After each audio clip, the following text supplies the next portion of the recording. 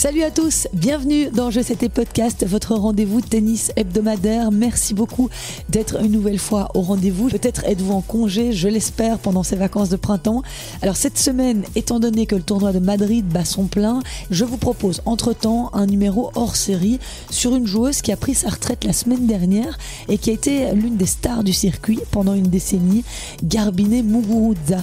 Ancienne numéro 1 mondiale, l'Espagnole a remporté 2 titres du Grand Chelem et un Masters, ainsi que 10 titres sur le circuit WTA, dont 3 en Masters 1000. Elle est la seule joueuse à avoir trouvé les clés pour bousculer Venus et Serena Williams en finale de Grand Chelem à leur grande époque. Outre cette très belle performance, Garbiñe Muguruza a connu des bas dans sa carrière. Elle était d'ailleurs à l'arrêt depuis le début de la saison dernière. Ce n'était donc pas une grosse surprise d'apprendre qu'elle avait décidé de raccrocher les raquettes à l'âge de 30 ans. Mais quand même, c'est une grande championne qui quitte le circuit. Dans ce podcast, je vais vous retracer un petit peu le parcours de Garbiñe Muguruza, notamment en compagnie de son ancien entraîneur, le français Sam Sumik, qui l'a coaché entre 2015 et 2019. C'est avec lui qu'elle a atteint la place de numéro 1 mondial en 2017 et remporté 2 titres du Grand Chelem. Sam était en Belgique il y a peu. Je vous avais proposé un numéro spécial avec lui à l'occasion de sa présence au camp d'entraînement Hope and Spirit. Suite à l'annonce de la retraite de la championne, il me fait le plaisir de me réaccorder un peu de son temps pour évoquer cette actualité. Pour enregistrer ce podcast, Sam était à Los Angeles, où il habite aujourd'hui. Vous pouvez retrouver les images de cet entretien sur YouTube et puis le podcast sur toutes les plateformes comme vous avez l'habitude de le faire. Je vous remercie d'être au rendez-vous et c'est parti. Silence s'il vous plaît, les joueurs sont prêts.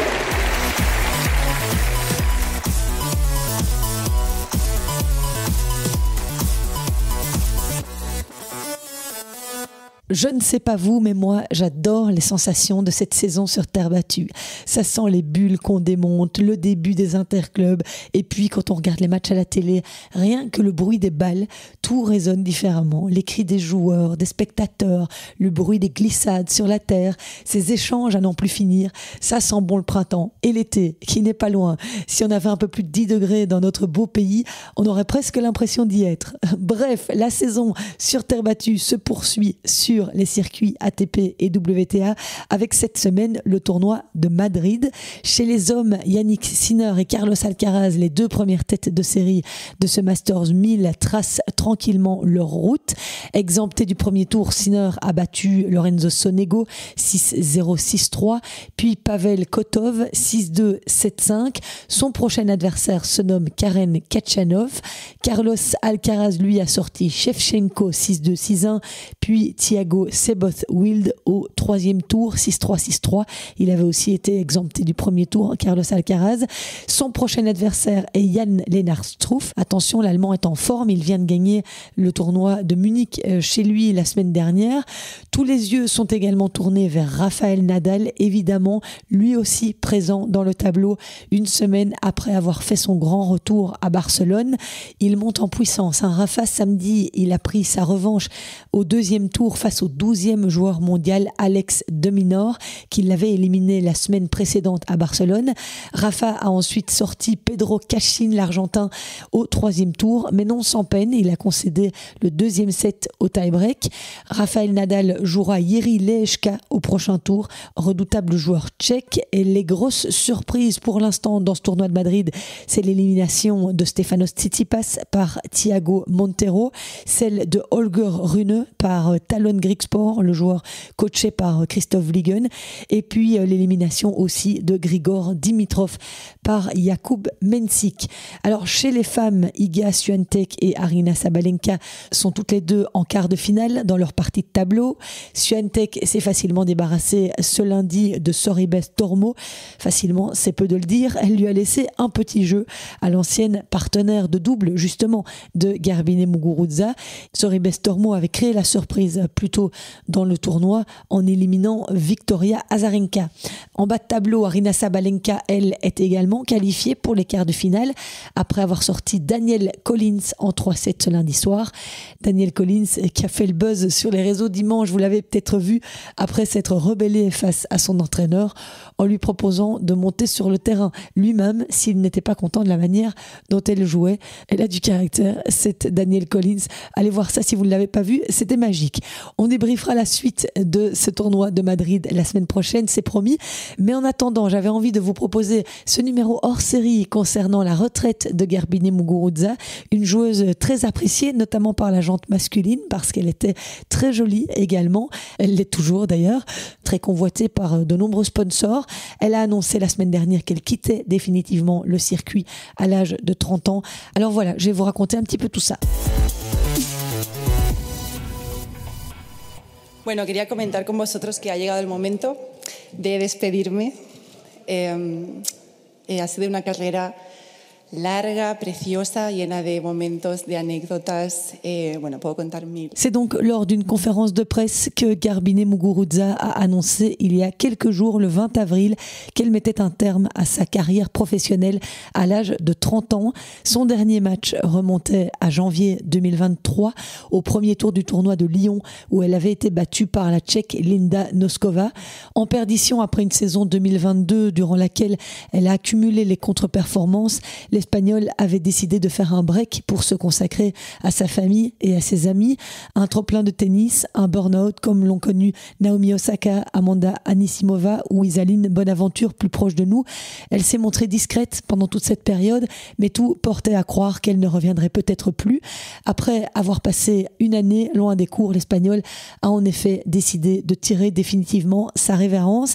Alors avant d'accueillir Sam Sumik, le coach français qui a entraîné Garbiñe Muguruza pendant 4 ans, entre 2015 et 2019, qui a indéniablement marqué sa carrière, je voulais vous retracer un tout petit peu dans les grandes lignes le parcours de cette cogneuse espagnole. Elle est née au Venezuela d'une maman vénézuélienne et d'un papa espagnol. Elle commence le tennis à l'âge de 3 ans avec ses frères et à 6 ans, elle rejoint la prestigieuse académie de Sergi Bruguera à Barcelone. C'est d'ailleurs là qu'elle vit depuis 24 ans. Dès ses débuts sur le circuit WTA, elle se fait remarquer. En 2012, elle est invitée par les organisateurs au tournoi de Miami et pour son premier match dans un grand tableau, elle s'offre tout simplement une joueuse du top 10 mondial, Vera Zvonareva. Garbiñe Muguruza est alors âgée de 19 ans et est classée à la 208e place mondiale. Évidemment, tous les projecteurs se braquent sur ce jeune talent. Elle gravit assez vite les échelons et 2 ans plus tard, elle remporte son premier titre WTA à Hobart en Australie et devient l'une des joueuses les plus prometteuses du circuit. À ce moment-là, elle est entraînée par l'ancien joueur de tennis espagnol Alejo Mancisidor qui la suivra jusqu'en 2015 lorsque Garbiñe Muguruza accède à la finale de Wimbledon. Elle est battue par Serena Williams et cette année-là, elle termine dans le top 5 mondial. C'est à ce moment-là qu'elle rencontre Sam Sumik, coach français, qui l'amènera à la victoire de Roland-Garros en 2016. Donc 1 an après sa finale perdue à Wimbledon face à Serena Williams, elle prend sa revanche à la porte d'Auteuil en battant l'américaine, la privant d'un 22e titre du Grand Chelem, le record de Steffi Graf. C'est vrai que paralysée par l'enjeu, Serena Williams, qui était alors numéro 1 mondial, perd pied sur l'ocre parisien face à Garbiñe Muguruza, qui réalise son plus grand rêve à 22 ans, remporter Roland-Garros. Elle devient la première femme espagnole à soulever le prestigieux trophée depuis Arantxa Sánchez en 1998. Elle incarne désormais le futur du tennis féminin et pour la petite histoire, au total, Garbiñe Muguruza battra 4 numéros 1 mondial dans sa carrière. Alors cette année-là, en 2016, quand elle remporte Roland-Garros, Garbiñe Muguruza terminera même à la 3e place du classement WTA. Et puis elle a cette stat étonnante puisque je vous parlais de Serena Williams. Dans ses duels face à l'américaine, elle était à 3-3 au niveau des victoires et des défaites, ce qui est assez rare parce qu'on sait à quel point Serena dominait en général ses adversaires. Alors l'année suivante, en 2017, Muguruza remporte Wimbledon, cette fois face à Venus Williams, et elle devient la seule joueuse à réaliser l'exploit de battre les deux sœurs Williams en finale d'un tournoi du Grand Chelem. Et quelques semaines après cette performance sur le gazon londonien, elle se hisse encore en quart de finale de l'US Open et atteint la place de numéro 1 mondial en septembre 2017. Elle n'y restera pas très longtemps, juste 4 semaines. En fin d'année, elle est aussi élue joueuse de l'année lors des WTA Player Awards. Son seul point noir dans cette année 2017, c'est sa défaite à Roland-Garros, alors qu'elle y est tenante du titre. Elle est sortie au 4e tour par Kristina Mladenovic, bousculée par le public parisien. Elle fond d'ailleurs en larmes lors de sa conférence de presse, Garbiñe Muguruza, en regrettant que le public l'ait autant chahuté. Ensuite, durant les mois qui suivent son accession au sommet du tennis mondial, les choses se passent moins bien pour l'Espagnole. En 2018, elle n'atteint que le 2e tour de l'Australian Open, de Wimbledon et de l'US Open. Elle performe toutefois à Roland-Garros, où elle se hisse en demi-finale, éliminée par Simona Halep. La saison 2019 est encore plus compliquée. Elle est éliminée au premier tour à Wimbledon, à Cincinnati et à l'US Open. Elle redescend à la 36e place mondiale en fin d'année 2019 et c'est à ce moment-là qu'elle se sépare de son coach Sam Sumik. Elle commence à travailler avec Conchita Martinez et revient un petit peu dans le coup en 2020 en atteignant la finale de l'Open d'Australie, battue par Sofia Kenin. Elle remporte également le Masters de Guadalajara durant l'année du Covid en 2021. Mais depuis sa victoire au Masters, Muguruza, que l'on croyait de retour au sommet, a finalement effectué la trajectoire inverse. À compter de ce moment, elle n'a fait que chuter au classement en enchaînant les défaites. 2022 est la pire saison de sa carrière. Elle n'atteint la 2e semaine d'aucun grand chelem et c'est à ce moment-là qu'elle décide de s'éloigner des cours en janvier 2023 pour finalement ne jamais revenir. Voilà un petit peu le parcours de Garbiñe Muguruza qui aura quand même tenu tête à Serena Williams et qui aura quand même remporté 2 majeurs très prestigieux, Roland-Garros et Wimbledon. Alors pour décortiquer un petit peu cette très jolie carrière, je vous laisse en compagnie de Sam Sumik, son ancien entraîneur français avec qui elle a passé une bonne partie de sa carrière. Merci beaucoup, Sam, d'être avec moi ce lundi. Ça fait pas longtemps qu'on s'est quitté en Belgique. Et là, ça y est, t'es de retour chez toi. Tu es garé en bord de mer, c'est ça? Ouais, je suis, j'étais en route pour Malibu et je me suis garé pour faire la vidéo. Oh là là, c'est très gentil. Merci de m'accorder ce temps parce que je trouvais que évoquer la carrière de Garbiñe Muguruza était quand même important dans ce podcast qui parle d'actualité. Et la principale chose que je voulais te demander, mais c'est d'abord de nous raconter un peu dans quelles circonstances tu es devenu le coach de cette joueuse espagnole, comment tu l'as rencontrée et à quel moment tu as commencé à travailler avec elle. C'était après sa finale perdue à Wimbledon en 2015? Oui, c'était après. Ouais. Je ne sais plus exactement parce que je suis pas très bon pour regarder en arrière. Ma mémoire n'a jamais été bonne en fait. Quand il s'agit de regarder tout ce qui a été fait ou dit ou j'en sais rien, tout ce qui est derrière.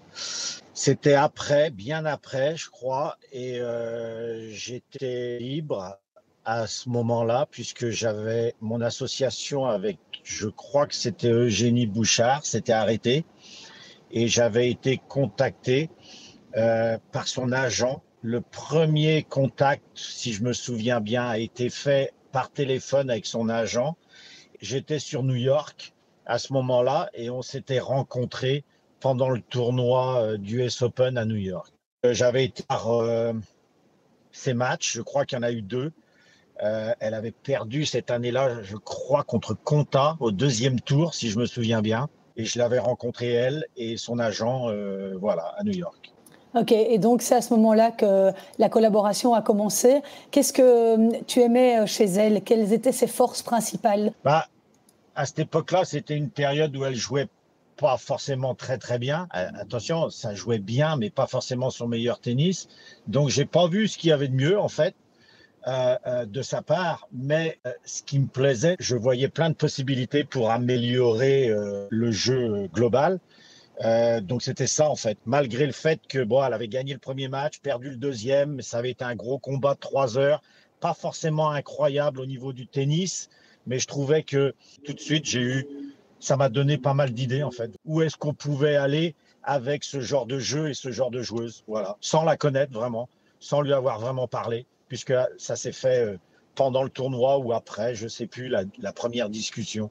Et ses qualités principales, c'était son coup droit principalement. Elle avait un très gros service, sa force de déplacement. Non, alors je dirais que elle a toujours travaillé son déplacement, donc ça n'a jamais été quelque chose de considéré d'acquis. Elle a beaucoup travaillé son mouvement, beaucoup travaillé aussi côté coup droit. Bon, le revers est monstrueux. Cette présence sur le court, cette agressivité dans le jeu, j'ai trouvé toujours ça intéressant. Mais par exemple, c'est pas un secret de dire que dans la course en coup droit, c'était un peu moins bon, tu vois. Le coup droit pouvait faire très mal, bien sûr, mais c'était aussi, quand ça n'allait pas, c'était peut-être le côté aussi qui était un peu plus généreux. Donc, fallait faire avec tout ça, quoi. Pour avoir travaillé plusieurs années avec elle, rien n'était acquis. Le service, tu parles du service, oui, il était bon, très bon, mais c'était pas acquis. Il y avait toujours un entretien, du travail derrière. C'est pas, tiens, ouais, ça va, on comptera sur le service, il sera là de toute façon, il n'y a pas de souci. C'était pas forcément naturel non plus, quoi, tu vois. Donc, je dirais pas, non, je dirais pas ça, mais voilà, mais c'est mon opinion à moi. Hein. Je peux me tromper, bien sûr, hein, encore. Ouais. Non, je crois que son atout, c'est ses origines vénézuéliennes et espagnoles, ce mélange-là. C'est un beau mélange, ça. Pourquoi au niveau tennis?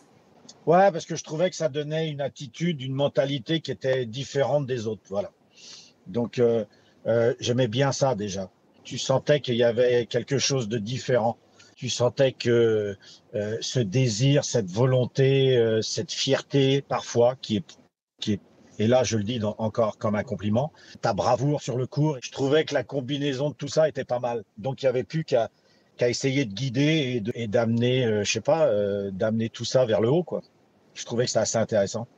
Je ne sais pas si j'explique bien, c'est plus un ressenti quand tu discutes, quand tu regardes les yeux, Bon, évidemment, tu regardes le jeu et tu te dis, tiens, c'est pas mal. Mais tout le monde tape bien un coup droit et un revers, tu vois, ou un service, ce que tu veux, quoi, tu vois. Tout le monde tape bien maintenant au tennis. Donc, faut sentir la petite chose qui pourrait faire la différence, quoi. Donc, c'est cette personnalité, en fait. Voilà, tiens, très bien. Qui pourrait aider, tu vois. C'est sa personnalité qui t'a donné, qui t'a inspiré. Ouais, sa capacité d'analyse, sa capacité de réaction. Si tu prends dans la globalité, parce que c'est ce que moi j'essaye de faire, tu prends le tout, tu dis putain, c'est pas mal ça. Ça va être intéressant de voir où ça peut nous mener. Tu vois, est-ce qu'elle va apprécier le travail qu'on va faire? Est-ce qu'elle va apprécier tous les challenges qu'on va lui faire, tu vois, auxquels elle va faire face? Quelles vont être ses réactions, etc. Donc tu dis tiens, c'est pas mal. Ça va pas être facile, mais c'est pas mal. Et tu te lances, quoi. Tu dis tiens, et là tu suis un peu tes impressions, ton feeling, et tu dis ok, ça peut être intéressant, on va se lancer, on va essayer. On essaye, on fonce, on réfléchira plus tard. Un peu en gros, quoi. Mais tu as déjà en tête la globalité du projet, quoi, tout de suite. Là, c'est ce qui, moi, m'est arrivé, mais voilà, quoi, tu vois. Et puis, elle était jeune aussi à ce moment-là, Sam, quand elle a commencé à travailler avec toi. Oh, j'ai aucune idée. Tu sais plus quel âge elle avait? Elle avait pas 15 ans non plus. Hein. Mais attends. Non, mais elle avait 19 ans? Non. Ah non. Non, puisqu'elle a remporté son premier grand chelem à 22 ans. Oh, j'en sais rien. Donc, elle avait... elle était jeune, elle était dans sa vingtaine, elle était jeune, bien sûr, mais c'était pas non plus... t'avais pas non plus une junior, quoi, tu vois. Donc, il y avait déjà pas mal de choses façonnées, il y avait un jeu déjà un peu en place, il y avait déjà, tu vois, c'était pas brouillon, c'était quand même assez organisé quand même. C'est le début de tout va bien, quoi. Il y avait quelque chose déjà. Et entre le moment où elle perd cette finale de Wimbledon en 2015 et le moment où elle gagne Roland Garros en 2016, qu'est-ce qui se passe? comment les choses évoluent entre vous. Beaucoup d'écoute par rapport à ce que toi, tu lui apprenais? Je ne sais pas si elle a beaucoup écouté, mais ça a plutôt bien marché, quoi. Ça, faudrait lui poser la question. Mais non, on a essayé d'avoir... Il y avait un plan, il y avait une vision. On a essayé de proposer une organisation qui était cohérente, qui avait du sens. Honnêtement, on savait pas trop ce que ça allait donner. Tu sais jamais à l'avance, encore une fois, quoi, tu vois. Mais au moins, il y avait un plan qui était cohérent, quoi. Tu vois, il y avait du bon sens dans ce qu'on faisait, à mon avis. Et puis après, tu mets une certaine discipline, des routines quotidiennes, un travail quotidien. Il n'y a pas de secret, quoi, tu vois. Des choses qui sont logiques, des choses que tu mets en place, une organisation peut-être un peu différente. Peut-être que moi, j'avais un petit peu un discours et le fait de challenger quelqu'un à forte personnalité en permanence, peut-être que ça a aidé. Je ne sais pas tout ça. C'est difficile parfois de savoir pourquoi ça marche. J'ai demandé, moi, à plein de joueurs ou joueuses qui ont gagné des grands chelems pourquoi. Putain, il y en a beaucoup qui ont eu du mal à me répondre, quoi. Tu vois, pour expliquer, pour essayer de savoir si tu n'as pas peut-être une recette, tu vois, que tu peux peut-être reproduire et reproduire et reproduire. C'est pas évident, quoi. Tu vois, il y en a beaucoup qui ne savaient pas trop quoi me dire. Il y en a même qui m'ont dit j'ai eu de la chance. Je crois pas, mais tu vois, à quel point te dire que c'est difficile de savoir exactement. Mais par contre, ce que je savais, c'est qu'avec toute l'équipe, on savait où on allait, on savait où on voulait aller. On savait pas trop comment faire. On a fait comme tout le monde. On s'est adapté au fil du temps et des jours. Mais on avait un plan qui avait un sens, au moins. Mais est-ce que ça allait amener au succès? Non, personne ne savait, tu vois. Et toi, tu avais déjà connu... Tu avais déjà connu le succès avec Victoria Azarenka avant elle. Oui, mais c'était différent la manière dont tu as coaché Garbiñe. C'était très différent de la manière dont tu as coaché Victoria Azarenka. Je pense, ouais. Je pense, ouais. Mais déjà, c'est deux personnalités différentes, tu vois. C'est deux caractères différents. Alors, il y a des points communs, bien sûr, mais il y a quand même... C'est pour ça que je t'ai dit dans le passé, je crois, il n'y a pas de méthode pour moi. Il y a des formules. Donc, pour chacun ou chacune, tu essayes de trouver la formule à succès encore. Tu vois, la formule à succès pour Garbiñe a été différente de celle avec Vika ou d'autres. Tu peux avoir du succès et pas gagner de grand chelem. Tu peux avoir de belles aventures et pas gagner de grand chelem ou pas être numéro 1 mondial. Il faut pas oublier ça non plus, quoi. Ouais. Donc, la formule est différente, mais tu t'appuies sur ton expérience du passé. Peut-être que tu fais même référence à tes joueuses du passé, etc. Peut-être c'est pas la bonne chose à faire entre les filles, mais des fois c'est comme ça et tu utilises tout ça, mais tu dois trouver une nouvelle formule pour ta nouvelle joueuse, quoi. C'est normal. Ouais.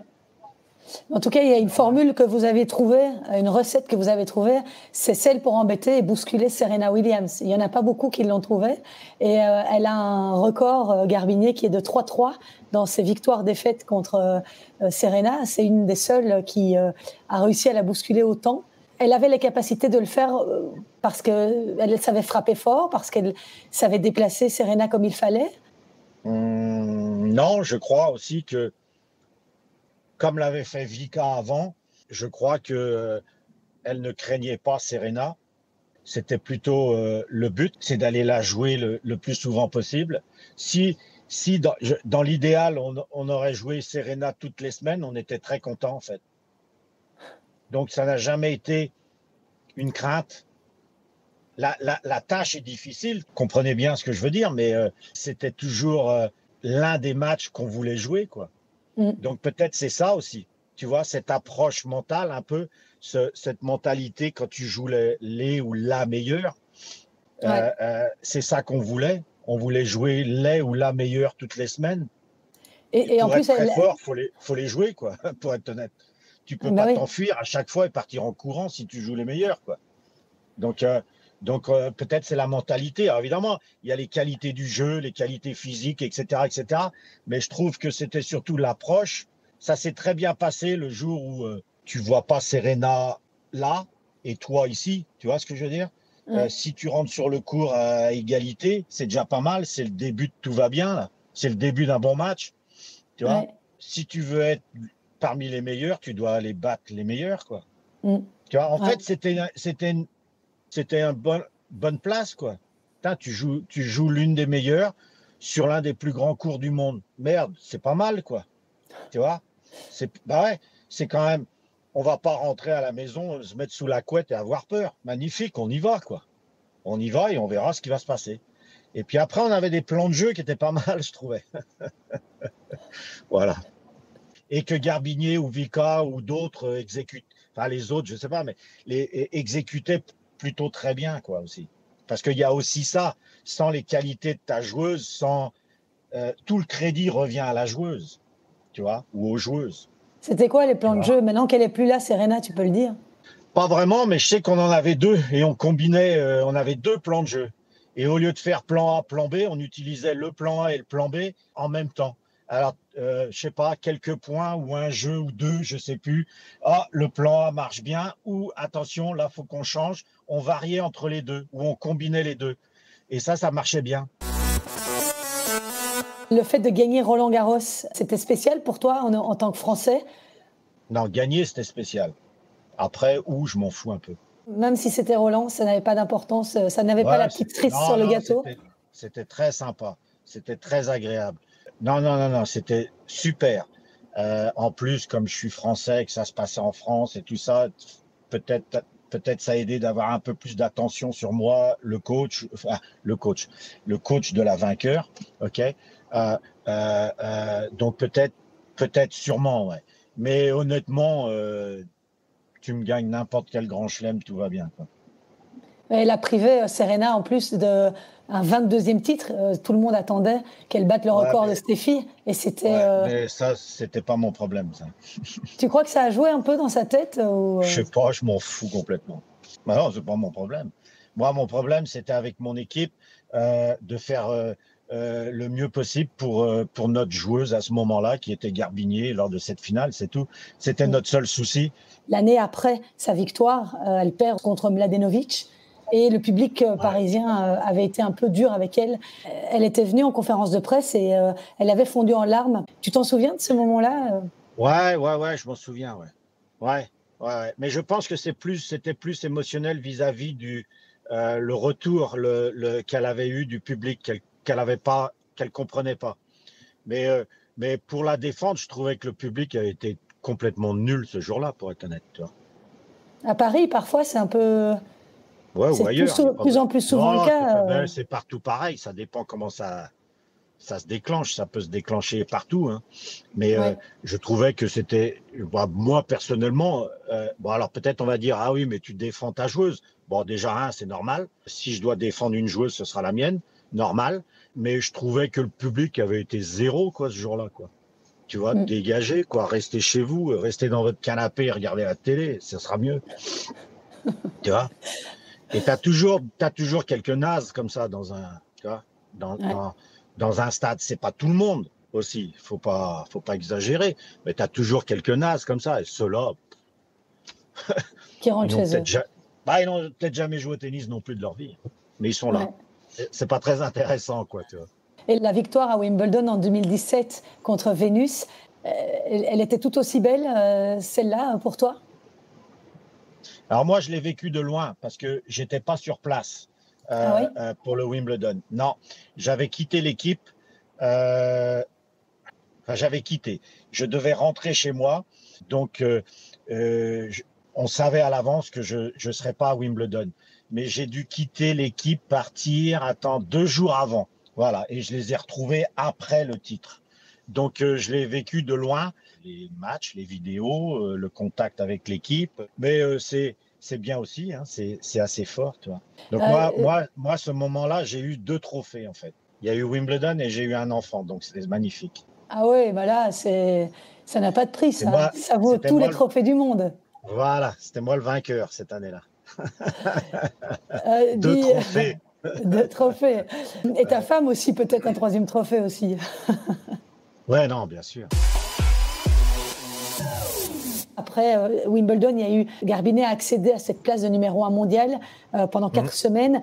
La suite a été un petit peu moins réjouissante, malheureusement pour elle. Elle a fait quelques moins bons résultats. Elle a eu quelques passages à vide. Comment t'expliques cette... Parce que tu as connu aussi les années, tu es resté avec elle jusqu'en 2019.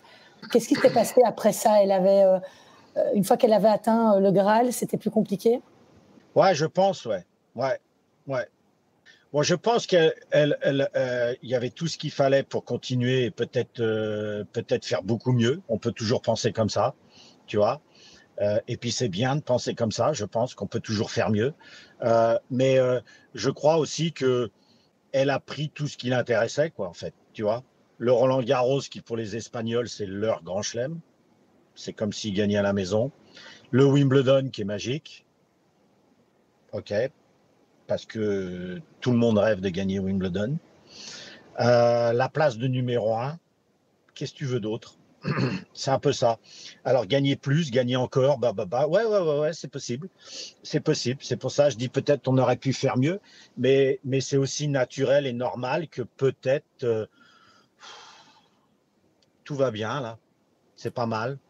Tu vois. Elle était capable pour toi de gagner plus si elle avait tout donné? Ah, mais je pense qu'elle a tout donné, hein, mais après, ton réservoir, le réservoir n'est pas le même pour chacun et chacune, tu vois. Donc, je pense qu'elle a tout donné. Il y a pas comment. Mais moi, je pense que, ouais, elle aurait, en supposant que le réservoir aurait été plus grand, plus important, je pense qu'elle aurait pu, en ramener plus à la maison, ouais. C'est parfois la motivation qui a eu raison d'elle?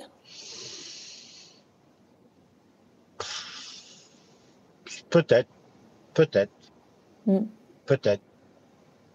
Ça, c'est des questions pour elle. C'est perso, ça, tu vois.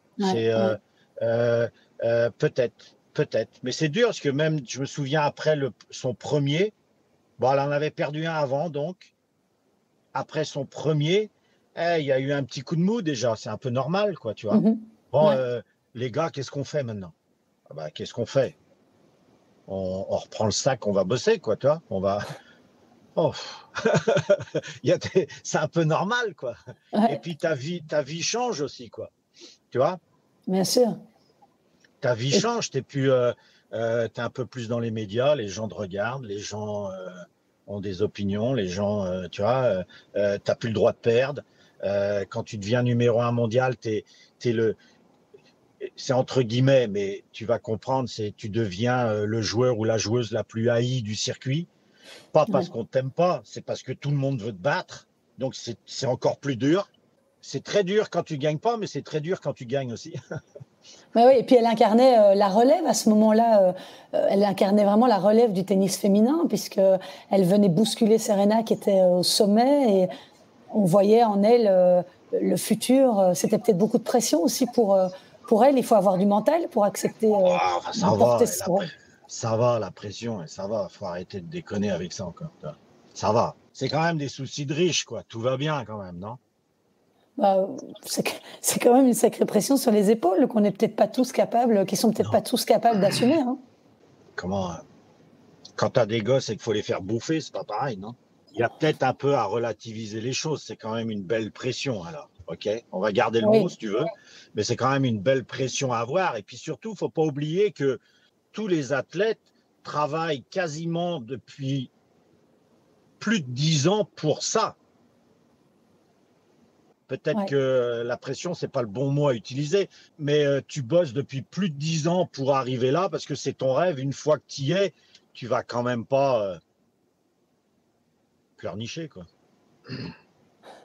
Non. T'es quand même mieux là que 300 mondiales, non? On est d'accord, non? Donc, faut quand même apprécier les choses, quoi. C'est dur, mais il faut quand même apprécier les choses et les choses qui t'arrivent parce que tu mérites, t'as bossé, quoi. T'as réussi à le faire. Donc, une fois que tu y es, on va pas se plaindre. On est content. Et je dirais même que ça va encore te permettre d'être meilleur si tu vois ça du bon côté. Si tu vois ça du bon angle.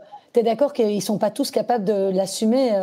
Tu vois bien, il y en a eu certains qui ont craqué parce qu'ils n'ont pas été capables d'endosser ce statut de meilleur joueur du monde ou joueuse du monde. Ouais, OK. Non, Après, je ne connais pas les histoires des uns et des autres. Je dis juste que on prend un peu de distance et c'est quand même bien d'être là, quoi. C'est quand même bien d'être là avec ton trophée, avec ta place de numéro 1 mondial. Il y a des contraintes, il y a des obligations, il y a des choses que tu dois faire, il y a des choses que tu dois continuer à faire, même de mieux en mieux. Blabla, c'est pas mal, quoi. C'est pas mal, quoi. Mm. C'est quand même magnifique et magique, quand même, quoi. Ça va. Et donc, tu comprends une retraite à 30 ans ou alors, si j'écoute bien ton discours, tu la comprends moyennement? Les retraites aussi jeunes, comme Ashley Barty. Non, moi je m'en fous, chacun fait ce qu'il veut, tu vois. Ah non, il n'y a pas de problème. Tu peux la prendre à 23 ans si tu veux. Il n'y a pas de problème, c'est propre à chacun. Ah non, c'est, déjà c'est mérité et chacun a le droit de faire ce qu'il veut. Ouais. Par rapport à votre collaboration qui se termine en 2019, il y a certains moments où les échanges étaient un petit peu musclés entre vous sur le court. On a vu passer des trucs un peu sur les réseaux sociaux à Dubaï ou Indian Wells. Bon, elle avait un caractère fort et toi aussi. Ce sont des choses qui ont mené à la fin de la collaboration ou bien ça a été depuis le début? Non, parce que je crois que je crois pas que c'était un souci, ça. Non, c'est que c'est la fin de l'histoire, c'est la fin de mon discours, c'est la fin je sais pas, d'un cycle assez long, quoi, tu vois. Elle gagnait beaucoup moins, donc il y a des choses à changer. On peut changer un mode de fonctionnement, on peut changer les gens, tu peux pas changer la joueuse. Tu peux pas, la joueuse restera. Tout ce qu'il y a autour peut changer. Mais voilà, quoi. Donc, je pense que c'était vachement logique. Et puis, tu as des périodes comme ça. Il faut entendre autre chose, il faut voir autre chose. Au bout de 4-5 ans, tu peux plus parler de la même façon à la même joueuse si tu y es toujours qu'au tout début. C'est plus le même discours. Elles ont mûri, elles sont plus âgées, toi aussi. Peut-être qu'on voit pas les choses de la même façon. Tout le monde évolue, tu vois. Donc il y a plein de trucs comme ça, quoi, tu vois. Peut-être qu'on est cramé un peu aussi, quoi. Ras le bol des conneries, quoi, tu vois. Donc ou de raconter la même chose tous les jours, donc ou d'entendre la même chose tous les jours. Et voilà, quoi. Donc il y a un peu cette usure naturelle. Tu peux passer au-dessus ou t'essayes, ça le fait pas. Eh ben on change les choses. Non. Puis l'aventure continue pour tout le monde, quoi. Mais elle avait un tempérament, elle avait l'air d'avoir un tempérament bien marqué, quoi. Ouais, mais c'est bien, c'est une qualité, ça. Si tu regardes les joueuses que j'ai entraînées, putain, dis donc, c'est des sacrés caractères quand même. T'aurais dû entraîner Danielle Collins. Ouais, je sais pas. T'as vu ce qu'elle vient de dire là à son coach hier? Non. Sur le terrain, je sais plus ce qu'il lui a dit. Et il dit, OK, maintenant, je propose que tu viennes ici sur le court et tu viens faire ce que je fais. Et puis on voit. Je trouve ça assez culotté de sa part. Je sais pas ce que t'en penses. Si quelqu'un avait réagi comme ça avec toi, t'aurais apprécié? Je ne pense pas.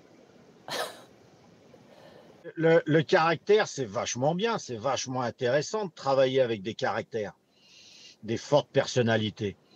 C'est quand même beaucoup mieux d'avoir ça. Pour un coach, c'est quand même bien d'être en présence de forts caractères, tu vois. Mais tu peux avoir un très fort caractère et avoir du respect et être poli et tu vois, la base, quoi.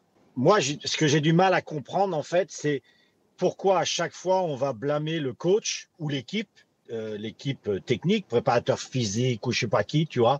Pourquoi on va blâmer? Ça, c'est nul, ça. Pour moi, ça, c'est nul parce que c'est souvent aussi parmi les critiques, tu vois. Mais vous croyez qu'on fait tout pour que notre joueuse joue mal ou quoi? Des fois, tu as l'impression que les gens sont cons, quoi. Vous pensez qu'on fait tout pour que notre athlète se blesse ou joue très mal? Non, c'est l'opposé. Et c'est pareil vis-à-vis de l'athlète. Si l'athlète manque un peu de respect, moi, j'ai du mal avec ça. Ouais. Parce qu'on est tous dans le même bateau. C'est pour ça. C'est pas, ça peut arriver. Le côté émotionnel l'emporte sur les. OK, pas de problème. Mais non, on est tous dans le même bateau. On est là pour que ça avance. Donc, je trouve que c'est pas très justifié. C'est pas très correct. C'est sûr. Bon, Sam, je t'ai promis de ne pas prendre trop de temps, donc je ne vais pas abuser. Je vais te laisser aller vaquer à tes occupations parce qu'il est tôt là-bas à Los Angeles, dans le coin. La journée commence. Elle a commencé il y a quelques heures, mais elle se poursuit. Là. Bon, bah écoute, je te remercie beaucoup de m'avoir éclairé un petit peu sur la carrière de Garbinet. Si tu devais la décrire en un mot pour clôturer, tu dirais quoi? De sa carrière? Ouais. Bravo, quoi. T'as bien bossé. Et t'as encore des contacts avec elle aujourd'hui ou pas? Elle a fait. Alors, pas depuis un moment, non. Okay. Pas depuis un moment. Surtout pas depuis qu'elle a annoncé sa retraite, tu vois. Mais ravi de la revoir, tu vois. Ouais. Quand elle veut, n'importe où, il n'y a pas de souci, tu vois. Non, comme ça, on pourra s'asseoir ou prendre un café et puis faire les vieux cons et se rappeler tous les moments. Bah ouais, parce qu'il y en a plein, quoi. Tu vois, il y en a plein. Il y a forcément plein de bons moments avec toutes les joueuses que tu entraînes. Il y a forcément plein de bons moments, tu vois. Ouais. On parle toujours des moments un peu tendus, tout ça, mais il y a plein de bons moments. Forcément, tu vois. Bien sûr. C'est ça les belles aventures. Il y a le bon, le moins bon, tu vois. Ouais. Comme partout, quoi. Mais il y a plein de bons moments. Donc, et c'est pas forcément que des victoires. C'est juste, il y a des moments d'équipe, des moments de tu vois, pour construire tout ça. C'est vachement intéressant. Notre job est vachement intéressant. Hein, tu vois. J'imagine. Pour en écrire un livre en quelques tomes. Il y en a plein qui font, hein, déjà. Il y a plein de livres intéressants là-dessus. Mais on pourrait, ouais. Bon, écoute, je te remercie infiniment, Sam, d'avoir pris le temps de parler avec moi. Et on s'entend bientôt. Bon courage, à bientôt. Merci.